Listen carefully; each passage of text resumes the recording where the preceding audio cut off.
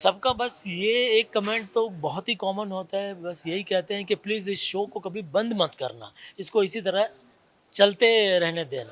मतलब भाई ये तो आप लोगों के हाथ में है, आप जब तक शो देखते रहेंगे, हमारा शो चलता रहेगा और भगवान से हम यही प्रार्थना करते हैं कि जितने भी लोग इस शो से जुड़े हुए हैं, चाहे कैमरे के सामने हो या कैमरे के पीछे हो, उन सब की तंदुरुस्ती अच्छी रहे, सबकी जो हेल्थ है वो अच्छी रहे, ताकि हम सब मिल-जुल कर लोगों का और मनोरंजन कर सकें।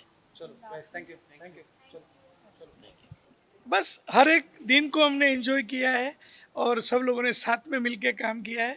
मेरी तारक मेहता का उल्टा चश्मा की टीम को मैं बहुत बधाई देता हूँ कि हर मुश्किल समय में वो लोग मेरे साथ खड़े रहे। फिर सभी को आप कितना मिस करते हैं, जैसे कि डॉक्टर हंसराज आती है, फिर और भी कई लोग नहीं नहीं, हैं। याद तो आती है। कवि कुमार आज़ाद जो हंसराज हाथी का किरदार निभाते थे, घनश्याम नायक जो नट्टू काका का किरदार निभाते थे, और हमारे प्रोडक्शन के कुछ साथी थे, अरविंद मर्चंडे, विनोद शिशुपाल, हमारे मेकअप मैन आनंद परमार। कुछ लोग इस दुनिया छोड़ के चले गए तो दुख होता है, लेकिन हमें विश्वास है वो जहाँ कहीं भी होंगे हमारा ये शो ज़रूर देखते होंगे, मुस्कुराते होंगे और उनके आशीर्वाद हमारे साथ है। सर, इस जर्नी में काफ़ी उतार चढ़ाव आए। ऑफकोर्स 14 साल एक लॉन्गेस्ट रनिंग शो कहा जाता है तारक मेहता का उल्टा चश्मा, ऑडियंस को अभी तक हंसा रहा है शो। इस जर्नी में आपकी कोई फेवरेट मोमेंट होगी जो आपको लाइफ टाइम याद रहेगी कि ये मैं कभी नहीं भूल सकता, तो वो कौन सी होगी? नहीं, बहुत सारी मोमेंट्स है, क्योंकि बहुत सारी घटनाएं हैं जो बताना मुश्किल है कि उसके लिए पूरा एक दिन भी कम पड़ जाए। लेकिन हमारे लेखकों ने हमेशा मुझे साथ दिया है, क्योंकि रोज़ शूटिंग होता है, ये एवरी डे का एपिसोड होता है। तो हमारा लेखकों का भी कमिटमेंट होता है, जो राइटर्स, अगर उनके हिसाब से अगर हमारी स्क्रिप्ट रुक गई तो सब मुश्किल हो जाता है। तो कभी कभार राइटरों ने 24 घंटे तक मेहनत की है। हमारे एडिटर 4-4 दिन कभी घर नहीं जा पाते हैं, क्योंकि इतने सारे आर्टिस्ट हैं, तो हर एक सीन, हर एक का क्लोज, हर एक आर्टिस्ट को एडिट करने में बहुत टाइम लगता है। तो सब लोगों की मेहनत है, बहुत सारे इमोशंस जुड़े हुए हैं और ये सबके साथ है। यानी इसको एक घटना बोलना ये पता नहीं, लेकिन एक घटना मैं अवश्य कहूँगा। जब हमारे माननीय प्रधानमंत्री नरेंद्र मोदी जी ने हमको स्वच्छ भारत अभियान के साथ जोड़ दिया, जो हमारे लिए बहुत बड़ा सरप्राइज था। उन्होंने ऐसे ही अनाउंस कर दिया कि तारक मेहता का उल्टा चश्मा की टीम को मैं स्वच्छता भारत अभियान का ब्रांड एम्बेसडर बनाता हूँ। तो ये मेरे सौभाग्य की क्षण थी और बहुत लोगों का प्यार मिला है।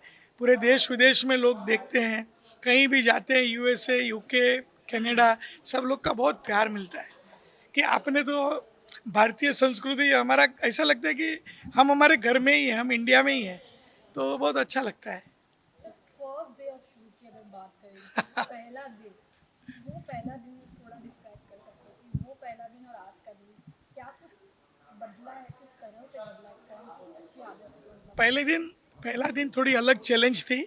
पहला दिन ऐसा था कि वो सीन अच्छा शूट हो जाए, अच्छे से सब कुछ होगा। और आज का दिन थोड़ी अलग चैलेंज है, आज अलग टेंशन होते हैं, अलग चैलेंजेस होते हैं। लेकिन पहला दिन था तो सब लोग कुछ करने के, वो एक करने का कुछ एक मनोबल था कि हम कुछ अच्छा शो बनाएंगे, और आज भी वही मनोबल है कि आने वाले एपिसोड भी हमारे सबसे अच्छे हो। लास्ट में जिस तरीके से आपने बताया कि सभी आउटसाइड कंट्रीज में भी आप जाते हो तो सभी जगह जिक्र होता है तारक मेहता का उल्टा चश्मा का, जब एक इंडिया को रिप्रेजेंट करता है कि ऐसा शो जो सभी को इतना हंसा रहा है, सभी को अब तक लेके चल रहा है, तो कितनी खुशी मिलती है। बहुत खुशी मिलती है, इसीलिए हम इसको स्माइल ऑफ इंडिया कहते हैं।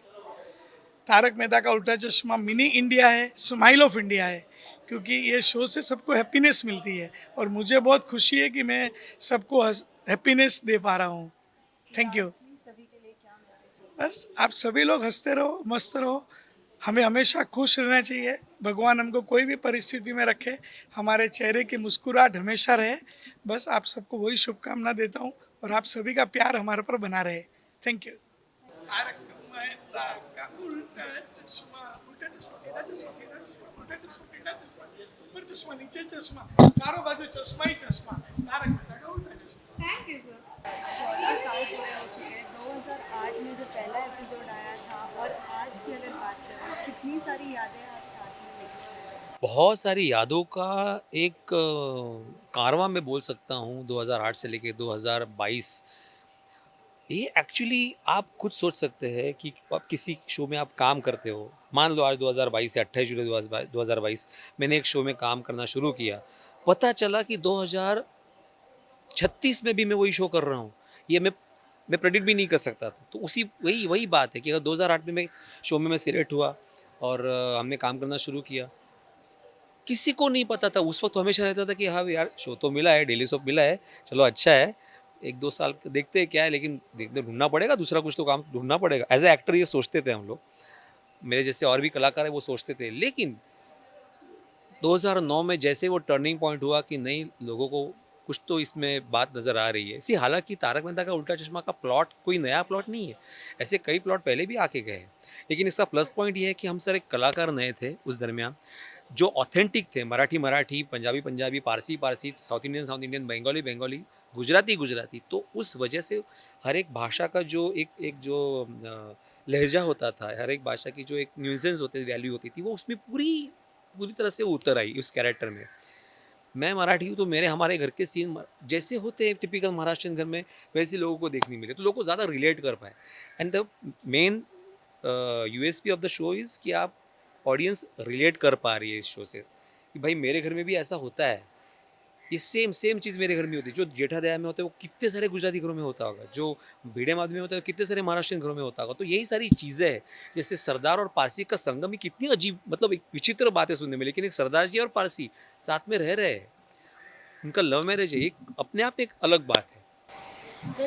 जब पूरे कास्ट की बात आती है, सभी एक साथ जब एक साथ हैं, आज बहुत से लोग नहीं हैं, बहुत मिस करते हैं। बिल्कुल बिल्कुल बहुत मिस किया जाता है, क्योंकि